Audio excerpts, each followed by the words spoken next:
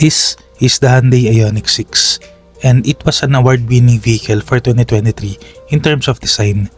Last week, ang feature vehicle natin was the Ioniq 5 and as you might be thinking, it shares the same platform and you might say na ito ang sedan version nun. Links will be shown somewhere in this video para kung gusto mo i-compare ang Ioniq 5 against sa 6. Pero kung ako ang tatanungin, kung naghahanap ka ng EV na gagamitin mo dito sa Pilipinas, I think 99% of the buyers will lean towards the Ioniq 5 dahil sa kanyang practicality since yun ay isang crossover. And dito sa kalsada natin sa Pilipinas, bigger and higher is, well, most of the time better. Pero para kanino nga ba tong Ioniq 5 na to? Sino yung 1% of the population na bibili nito compared to other vehicles na available naman dito sa bansa natin? Kung interested ka, stick around and malay mo kasama ka dun sa 1% na yun.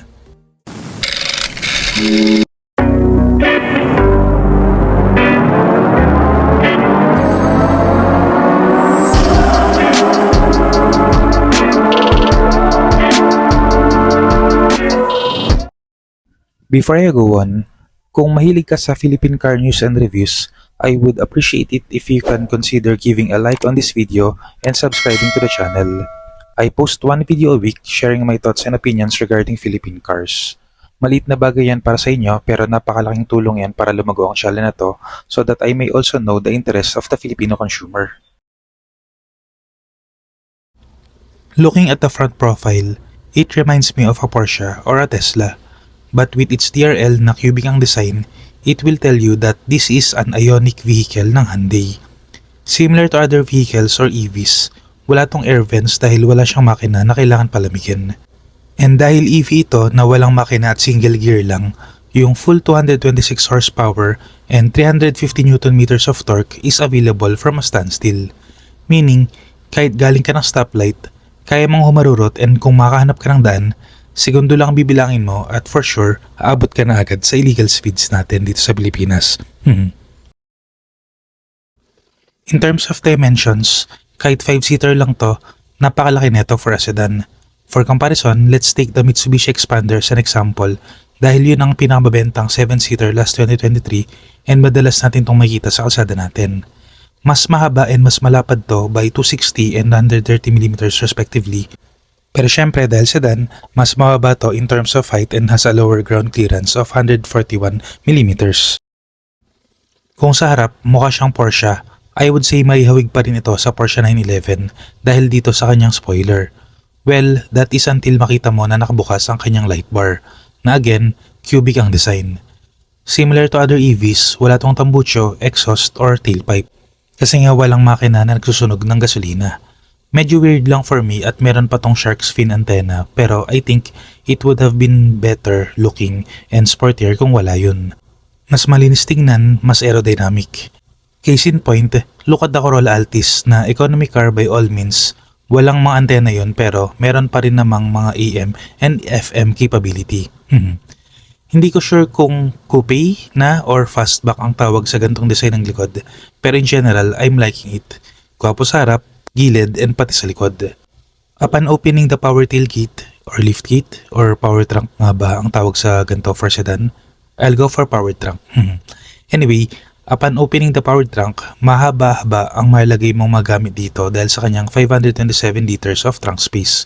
For comparison, the Toyota Vios, which is the best-selling sedan sa Pilipinas, has only 326 liters of trunk space. If enough na yung space na yun for Vios, imagine kung ano ang malagay mo rito. Pero knowing its price point, mga golf clubs ang mga malagay dito instead of balikpayan boxes. Entering the rear seats, combination of black and white ang makita mo dito. Now, I have mentioned and voiced out my concerns about white leather seats dahil sa kanyang long-term maintenance. Pero I think at this price point, for sure at least twice a year ang detailing nitong sakyan na to para ma-maintain ang interior looks. And because yung bibili nito can afford the detailing. As for the amenities, the leather seat is soft and spacious ang legroom. So, kahit on long drives, hindi compromised ang comfort ng rear passengers. It has a center armrest, soft paddings on both sides of the doors, kayang mag-accommodate nito ng 3 average Pinoy adults. Pero kung isa or dalawa lang ang sasakay dito sa likod, For sure, magiging komportable dito lalo na dahil mahaba-haba ang kanyang wheelbase, which means hindi masyado maramdaman ang mga lubak ng daan. Other creature comforts include 2 Type-C ports for your everyday gadgets and rear aircon vents na nasa gitna. Not that you will need it kasi yung mga lamig ng aircon ng modern cars ngayon is enough to cool the entire cabin. Pero at least, andyan pa rin ang rear and almighty aircon vents on extremely hot summers na meron tayo dito sa Pilipinas. And of course, there are ISOFIX tether na rin just in case you have a car seats for your children. I would say na mas masarap maging pasahero dito sa Ioniq 6 kesa maging driver, pero I have 2 reasons kung bakit hindi. First is the sunroof. Medyo badamot, hindi abot dito sa likod. And the second one, I'll mention when we get into the driver's seat. Now, this is the driver's seat. It doesn't look anything special now in the year of 2024, lalo na at napakaraming alternatives from Chinese vehicle offerings.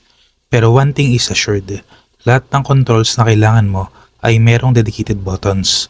Sa panguna ng aircon controls na while hindi sila actual buttons, at least andyan na ang tactile buttons na madaling i-access and no need to go down the menu ng kanyang sizable 12.3-inch infotainment screen. While yes, it will save some cost during the manufacturing process, pero I don't appreciate the cost saving if it means compromise. Yeah, called me old school pero simpler is always better. If it ain't broke, don't fix it. No need to reinvent the wheel. As I was saying, all the buttons you will need are there. Infotainment and instrument gauge cluster controls on the steering wheel, stokes for your turn signal lights and wipers. Medyo weird lang ang position ng window controls and door locks dahil sa nasa gitna siya instead of the usual driver door. Pero I think it's okay, ganun kasi kalaki ang space sa gitna so they can afford putting it there. And it gives the front passenger to access to open the windows or doors na rin. Talk about co-pilot feature. Cup holders are deep and walang problema dyan if you want to place some of your large drinks. Or kung kagaya ko, dyan nakalagay ang large fries ko. If you need more space, meron ding lalagyan sa ilalim dyan where I think dyan nakalagay or ilalagay usually ang mga valuables lalo na pag nakapark ka in public places. Center armrest is also sizable so marami-raming anik-anik ang malagay dyan. But aside from all of the things na nakita or may pindot mo, this is the best seat in the house, ika nga. Kasi whoever the driver is will have the pleasure of enjoying how this vehicle drives. Compared to other vehicle classes, sedans are still the most fun cars to drive. Not that practical compared to crossovers and SUVs, but if you want the miles per hour, sedans and especially electric vehicle sedans with all its torque will give you the best experience. Minus of course, yung ingay ng makina. Currently priced at 3,790,000 Philippine peso. Kung hindi pa obvious by now kung sino yung 1% target market netong sakyan na to, well, I'll be clear.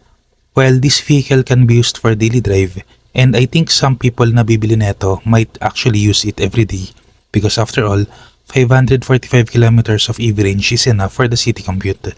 But more often than not, I think this will be either a garage queen or a weekend car for those people who can afford it, and let's not blame them. This is a beautiful car after all. That's it for this video. Kung may gusto kayong idagdag, put them in the comment section down below. So this is Kai, your driver but not so sweet lover na nagsasabing, keep calm, drive safe, and stay awesome.